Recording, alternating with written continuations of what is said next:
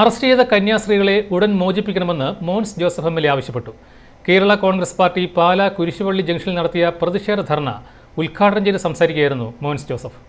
ഛത്തീസ്ഗഡിൽ വ്യാജ കുറ്റാരോപണം നടത്തി അറസ്റ്റ് ചെയ്ത കന്യാസ്ത്രീകളെ കുറ്റവിമുക്തരാക്കി ജയിൽ മോചിതരാക്കണമെന്ന് Kerala Congress executive chairman Mons Joseph MLA.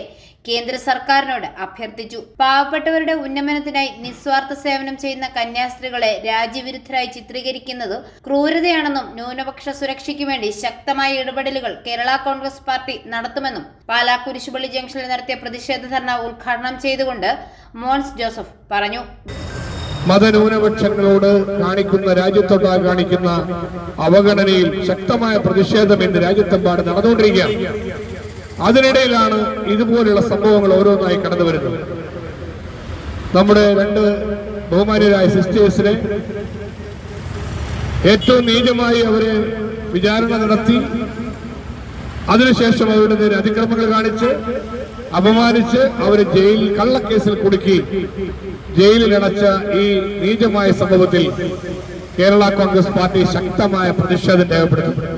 വേഗത്തിൽ ജയിൽ മോചിതരാക്കുക എന്നതും അവരുടെ പേരിൽ എടുത്തിരിക്കുന്ന കള്ളക്കേസ്, ഈ രണ്ട് സിസ്റ്റേഴ്സിന്റെയും പേരിൽ എടുത്തിരിക്കുന്ന കള്ളക്കേസുകൾ പിൻവലിക്കുക എന്നതുമാണ് ഏറ്റവും പ്രധാനപ്പെട്ട കാര്യം.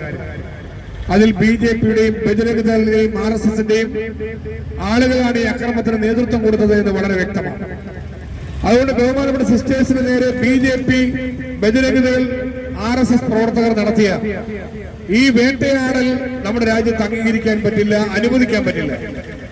അതുകൊണ്ട് കേന്ദ്ര ഗവൺമെന്റ് കൈയും കെട്ടി നോക്കിയിരിക്കാൻ ഈ രാജ്യത്തെ ജനങ്ങൾ സമ്മതിക്കില്ല എന്നതാണ് കേരള കോൺഗ്രസ് പാർട്ടി ഉയർത്തുന്ന പ്രതിഷേധത്തിലൂടെ നമ്മൾ മുന്നറിയിപ്പ് നൽകുന്നത്.